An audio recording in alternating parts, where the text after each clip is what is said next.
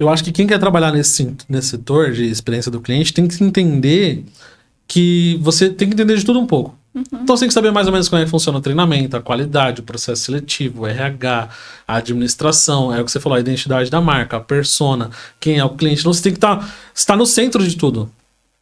E por muito tempo na minha vida, eu não sabia o que eu ia fazer da vida, aonde que eu era bom, o que que eu era bom, o que que eu me dava bem. Porque tudo que eu me propunha fazer, eu fazia minimamente bem. Podia não ser o expert, mas eu conseguia fazer de tudo um pouco. Então, falei, caramba, mano, e agora? E aí, quando eu comecei o podcast, falei, poxa, é isso.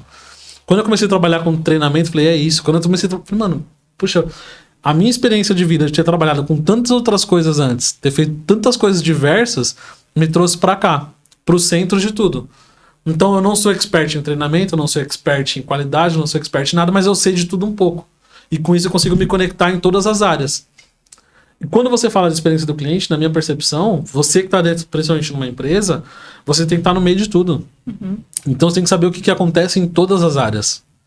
Então não adianta alguém que manja muito de planilha querer trabalhar com a experiência do cliente, que ele não vai saber lidar com treinamento. Talvez ele não vai entender como é que funciona um processo seletivo, como selecionar o perfil da pessoa certa para contratar para aquele cliente. Tem que saber Tô de tudo um errado? pouco. Não, tá certo. Não tem certo, não tem errado, tá? Tudo depende do ponto de vista, né? E assim, é esse o caminho. Por quê? Até de logística a gente tem que saber. Entendeu? A gente tem que saber um pouquinho de tudo, porque a gente tem que saber do cliente, porque o nosso foco é o cliente. Quem trabalha com experiência cliente, o foco é o cliente. Então, a gente começa, né, de dentro para fora, por quê? Porque primeiro, o cliente, eu solto a informação, né? Então, o que eu quero que meu cliente sinta? E aí eu vou no versus, né? O que meu cliente está sentindo? Opa, tem alguma coisa errada, porque a gente tem um caminho aí para até quando a gente conseguir se dar a mão e ser feliz. Porque nem sempre o que eu quero que o meu cliente passe, eu faço o meu cliente passar. E isso não depende só do marketing, do atendimento, depende de outras áreas.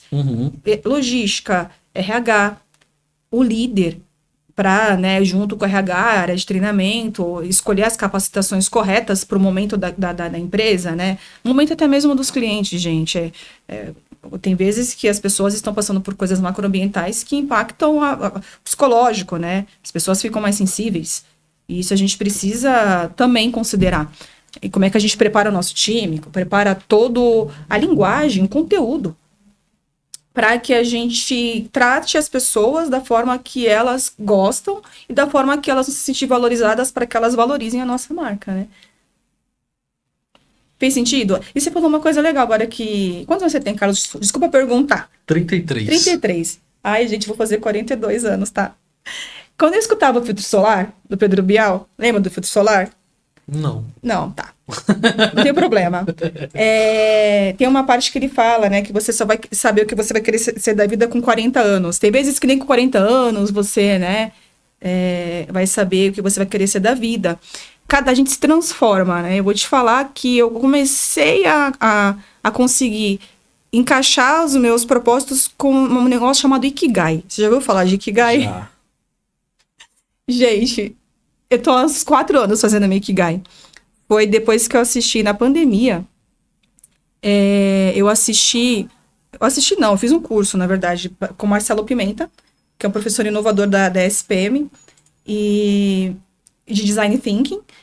E eu aprendi a fazer minha Ikigai, e desde então eu tô montando, que você precisa unir na sua vida, né? A sua missão, a sua paixão, a sua vocação, aquilo que você pode ser pago para fazer, aquilo que as pessoas precisam, aquilo que você gosta, o que o universo, o que o mundo que você precisa, faça. né? E isso não é fácil. Porque a gente lida com muitas informações a todo momento. Então, eu acho que é viver o presente, aprender com os momentos e sentir aquilo que te faz mais feliz.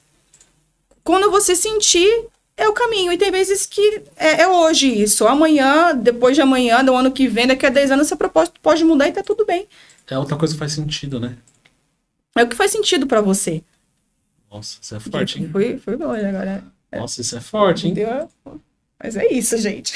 Ikigai. Olha onde a gente foi parar. Onde a gente foi parar, né? Poxa, que legal, cara. É legal de ver porque, assim, às vezes a gente se prende eu queria fazer tal coisa, e talvez não é o caminho para você, sabe? É você encontrar... Tem esse conceito do Ikigai, e tem também outro conceito que agora esqueci o nome, tá? Enfim, mas que eu vi numa palestra do professor Clóvis de Barros, e aí é que você fazer o Daimon, seu Daimon interior, que é basicamente o que o universo pede que você seja. Então, ele dá até alguns exemplos, né? Tipo, o vento serve para ventar, para resfriar e tudo mais, o calor para esquentar. Então, cada um tem a sua função no universo, né? E eu me encontrei aqui, agora. Essa é a minha função. É ser esse veículo, esse meio pra gente transitar, conseguir extrair das pessoas o melhor de cada um. Ai, que orgulho, gente! Ai, meu, isso é muito legal. É muito legal mesmo. Nossa, e falando em conexão, eu acho que eu tô nessa fase. Né? Eu acho, não, eu tenho certeza que eu estou nessa fase, porque eu precisei de algo além, né?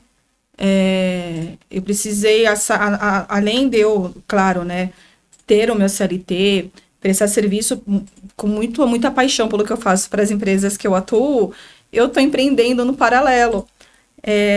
Com uma consultoria, né, desde janeiro. Estou elaborando esse projeto pessoal e de vida sobre experiência cliente, minha consultoria de experiência cliente. Então, eu super entendo essa sua fase. E é muito, assim, gratificante ver, né, o quanto que a nossa experiência profissional agregou na nossa vida pessoal. Muito. Porque a gente sempre fez o que a gente gosta. E eu também não paro de estudar, tá, Carlos? Eu acho que isso é importante. A gente não pode parar de estudar. Porque se a gente não vai saber se a gente gosta ou não, se a gente não tentar, né?